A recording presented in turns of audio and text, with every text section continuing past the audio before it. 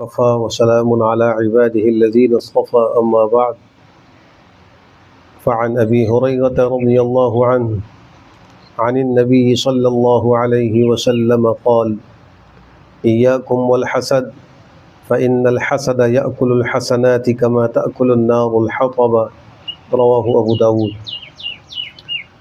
حضرت ابو ہریرہ رضی اللہ عنہ سے مروی ہے، وہ نقل کرتے ہیں نبی کریم صلی اللہ علیہ وسلم سے کہ انہوں نے ارشاد فرمایا کہ تم حسد سے لازمی طور پر بچو، بلا شبہ حسد نیکیوں کو اس طرح کھا جاتا ہے جس طرح آگ لکڑی کو کھا جاتی ہے۔ اللہ سبحانہ و تعالیٰ کے ممنوعات جن سے اللہ نے مسلمانوں کو منع کیا اور روکا ہے وہ دو قسم کے ہیں، بعض ممنوعات ظاہری ہیں اور بعض باطنی ہیں، اور ان دونوں ہی سے بچنے کا قرآن کریم میں اللہ نے حکم دیا، وَذَرُوا ظَاهِرَ الْإِثْمِ وَبَاطِنَهُ، ظاہری گناہوں سے بھی اپنے آپ کو بچاؤ اور باطنی گناہوں سے بھی اپنے آپ کو بچاؤ۔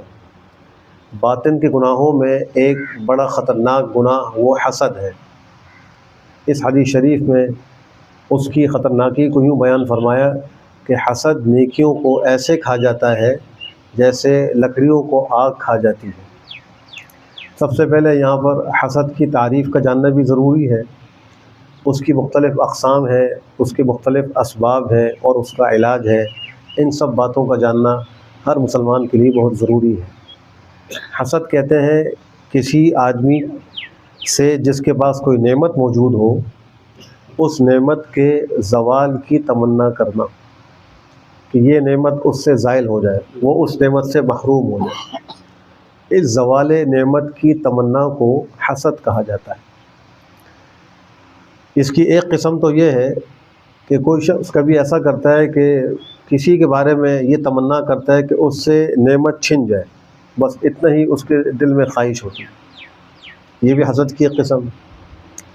ایک قسم حسد کی یہ ہے کہ اس کے اندر جس آدمی کے پاس نعمت ہے اس سے نعمت کے چھن جانے کی تمنا بھی ہوتی ہے، اور ساتھ ساتھ یہ بھی تمنا ہوتی ہے کہ وہ مجھے مل جائے، اس سے چھن کر مجھے مل جائے، یہ بھی حسد کی بڑی خطرناک قسم ہے۔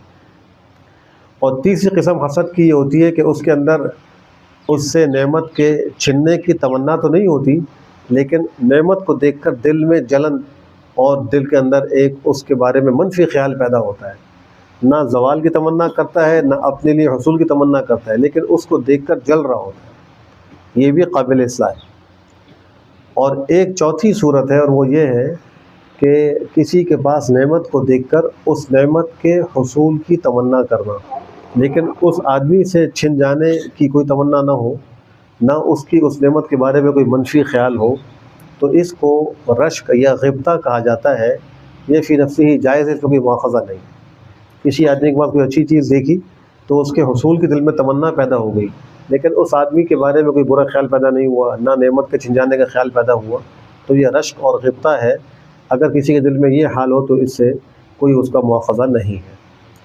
اب اس حسد کے مختلف اسباب ہیں۔ ایک سبب ہوتا ہے عداوت اور دشمنی، جب انسان کسی سے دشمنی رکھتا ہے تو پھر کبھی کبھی اس دشمنی کی وجہ سے حسد پیدا ہو جاتا ہے۔ دوسرا سبب اس کا وہ کبر اور بڑائی ہے، جب کوئی شخص اپنے آپ کو بڑا سمجھتا ہے، دوسروں کو حقیر سمجھتا ہے، تو دوسروں کے پاس کوئی نعمت اگر دیکھتا ہے تو اس پر جلتا ہے اور اس کے زوال کی تمنا کرتا ہے، تو تکبر اور بڑائی بھی حسد کے پیدا ہو جانے کا سبب ہے۔ ایسے ہی ہم عصر ہونا، ہم عمر ہم عصر ہونا، ایک آدمی سوچتا ہے کہ جو میرا رینک ہے وہ اس کا بھی رینک ہے، میرے پاس تو یہ نہیں، اس کے پاس یہ کیوں ہے، تو اس سے بھی کبھی کبھی حسد پیدا ہو جاتا ہے۔ تو یہ ہم عصری بھی حسد کا سبب بنتی ہے۔ اور ایک حسد کا سبب وہ حب جاہ اور حب مال ہے، مال کی محبت اور شہوات، گناہوں کے تقاضوں کا پیدا ہونا، یا گناہوں سے انسان کا محبت کرنا، یہ جاہ اور باہ کی جو بیماری ہے یا شہرت کا طلبگار ہونا، یہ بھی کبھی کبھی حسد کا سبب بن جاتی ہے۔ اور اس حسد سے انسان دنیا میں بھی نقصان اٹھاتا ہے، آخرت کا جو نقصان ہے وہ تو ہے۔ دنیا میں طبی اعتبار سے ڈپریشن اور ٹینشن کے مرض کا سبب یہی حسد ہے، نیند کا نہ آنا، بے سکونی کا ہونا، یہ سب حسد کے دنیاوی نقصان۔ اور اخروی نقصان یہ ہے کہ اللہ سبحانہ و تعالیٰ کا غضب اور ناراضگی وہ مول لیتا ہے، اللہ ایسے شخص سے ناراض ہو جاتا ہے۔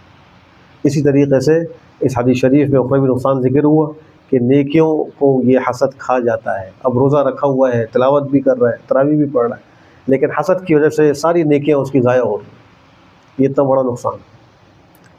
تاریخ میں لکھا ہے کہ کسریٰ کے دربار میں ایک مچھیرا آیا، مچھلیاں بیچتا ہے، اس نے کوئی مچھلی بادشاہ کو دی تو بادشاہ نے خوش ہو کر 4000 دینار اس کو دے دی۔ ایک باندی کنیز بادشاہ کی موجود تھی، وہ حسد میں مبتلا تھی، اس کو دیکھ کر بڑا حسد ہوا، تو اس نے کہا کہ میں اس مشورے سے اس کی نعمت چھنواتی ہوں۔ اس نے کہا کہ بادشاہ سلامت، میرا اس مشورے سے ایک سوال ہے۔ تو بادشاہ نے کہا کہو کیا سوال ہے؟ تو اس نے کہا میرا سوال یہ کہ جو مچھلی اس نے دی ہے یہ نر ہے یا مادہ ہے، میل ہے یا فیمیل ہے؟ اب اس کا خیال یہ تھا کہ اگر یہ کہے گا کہ یہ فیمیل ہے تو میں کہوں گی کہ یہ تو بادشاہ کی صحت کے لیے مناسب نہیں ہے، اور اگر یہ کہے گا کہ نہیں یہ میل ہے تو میں کہوں گا کہ اس کی تو یہ بہت زیادہ قیمت ہے، اتنے کا تو یہ آتا نہیں ہے۔ تو اس قسم کی میں کوئی نہ کوئی بات کر کے اس سے یہ نعمت واپس چھنواؤں گی۔ تو مشورہ بڑا ہوشیار تھا، تو اس نے کہا کہ یہ خنثی ہے، نہ میل ہے نہ فیمیل۔ بادشاہ دیکھ کر ہنس پڑا اس کی حاضر جوابی پر، اور اس نے 4000 درہم اس کو اور دینے کے لیے کہہ دیا۔ اب اس نے 8000 درہم جمع کیے اور چلنے لگا، اس سے ایک وہ دینار نیچے گر گیا، اس نے فوراً لپک کے اس کو اٹھا لیا۔ اب چونکہ وہ کنیز تو حسد کی آگ میں جل رہی تھی، تو اس نے کہا ایک اور موقع ملا ہے، تو بادشاہ سے کہا کہ یہ دیکھو کتنا حریص ہے، آپ نے اس کو ہزاروں دینار دے دیے لیکن یہ ایک درہم کو جو زمین میں پڑا ہوا اس کو اٹھا رہا ہے۔ تو بادشاہ نے اس کو پھر بلایا، کہا تم نے یہ کیا کیا؟ کہا بادشاہ سلامت، میں نے اس کو حرص کی وجہ سے نہیں اٹھایا، میں نے اس لیے اٹھایا کہ اس پر آپ کی تصویر اور آپ کا نام لکھا ہوا تھا، تو اس کی کہیں بے ادبی نہ ہو جائے، اس لیے میں نے اس کو اٹھایا۔ تو بادشاہ نے اس کو 4000 درہم اور دے دی۔ اب دیکھیں وہ جو حسد کرنے والی ہے وہ کسی اپنے اس پہ کامیاب نہیں ہو رہی، اور جس سے حسد کیا جا رہا ہے اس کو اللہ نعمتوں سے نواز رہا ہے، اس کو زیادہ انعام مل رہا ہے۔ یہ دنیاوی نقصان بھی حاسد کا ہوتا ہے کہ اس طرح وہ پریشان رہتا ہے۔ اور یہ بھی لکھا ہے کہ جب حضرت نوح علیہ السلام کشتی میں اللہ کے حکم سے اپنے گھر والوں کو سوار کرا رہے تھے اور جانوروں میں سے ایک ایک جوڑا سوار کر رہے تھے، اللہ نے فرمایا تھا کہ اس کے اوپر آپ سوار کریں، تو جب سب کو سوار کر دیا ایک بوڑھا بھی اس میں سوار ہو گیا اور اس کے ساتھ کوئی جوڑا نہیں تھا، تو اس کے بارے میں شک ہونے لگا کہ یہ تو کون ہے پتہ نہیں۔ اس کو بلا کے پوچھا گیا تو اس نے کہا کہ میں ابلیس ہوں، شیطان ہوں، اور مجھے بھی سوار کر لے ورنہ میں بھی طوفان میں غرق ہو جاؤں گا۔ اور پھر کہا کہ اس کے بدلے میں آپ کو 2 گر کی باتیں بتاؤں گا۔ اصل بتلانا وہی مقصود ہے، اس قصے میں وہی سبق ہے۔ تو پوچھا کہ وہ کیا گر کی باتیں؟ کہا کہ میں بنی آدم کو 2 چیزوں سے بہت جلدی گھیر لیتا ہوں اور ان کو میں اللہ کے راستے سے ہٹا دیتا ہوں یا ان کو نقصان پہنچا دیتا ہوں۔ اس سے کہا ایک ہے حسد، میں خود اس حسد کی وجہ سے راندہ درگاہ ہوں۔ مجھے حسد یہ ہوا تھا کہ میں اتنا عابد ہوں تو زمین کی خلافت کا بار مجھے ملنا چاہیے تھا، یہ ساتھ مجھے ملنی چاہیے تھی۔ یہ آدم کو کہاں سے پیدا کر دیا، اس کو مٹی سے پیدا کیا، اس کو خلیفہ بنا دیا، میں زیادہ حقدار تھا خلیفہ بننے کا۔ تو اس کو حسد ہوا، اور پھر اس کی وجہ سے وہ تکبر، پہلے تکبر موجود تھا، اب یہاں بھی اب دیکھیے وہ کبر اس کے حسد کا سبب بنا، اپنے آپ کو بہتر سمجھتا تھا، اس کا اظہار یوں کیا کہ خلقتنی من نار وخلقتہ من طین۔ اس کبر کی وجہ سے حسد بھی پیدا ہو گیا، اور پھر اس نے سجدے سے انکار کیا۔ اللہ خود فرما رہے ابا واستکبر، انکار کیا اور تکبر کیا، وکان من الکافرین، کافروں میں سے ہو گیا۔ تو کہا ایک تو میں حسد کے راستے سے ان کا راستہ مارتا ہوں اور بنی آدم کو پکڑتا ہوں، اور دوسری چیز ہے حرص، ان میں لالچ اور حرص پیدا کر کے میں ان کا راستہ کھوٹا کرتا ہوں۔ تو یہ آپ کو 2 گر کی بات بتا رہا ہوں، اگر اس کو آپ پلے سے مان لیں تو میرے آپ جو حملوں سے کافی حد تک بچ جائیں گے۔ اب اس حسد کا علاج کیا ہے؟ پہلا علاج تو یہ ہے کہ اللہ سے دعا مانگی کہ اللہ مجھے حسد کی بیماری سے بچا، اللہ قادر مطلق ہے، بچا لیں گے۔ دوسرا علاج یہ ہے کہ ہمیشہ دنیا کے معاملے میں اپنے سے نیچے والوں پر نگاہ رہے، اپنے سے اوپر والوں کو نہ دیکھا جائے، اوپر والوں کو دیکھے گا تو حسد پیدا ہو جائے۔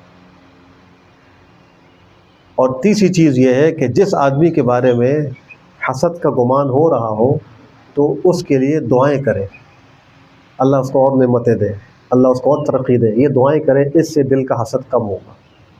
اور چوتھا علاج یہ ہے کہ دل کے اندر قناعت پیدا کریں، جو اللہ نے دے دیا اس پہ قانع رہے، صابر رہے، شاکر رہے، تو حسد کی بیماری سے بچے گا۔ اللہ ہم سب کی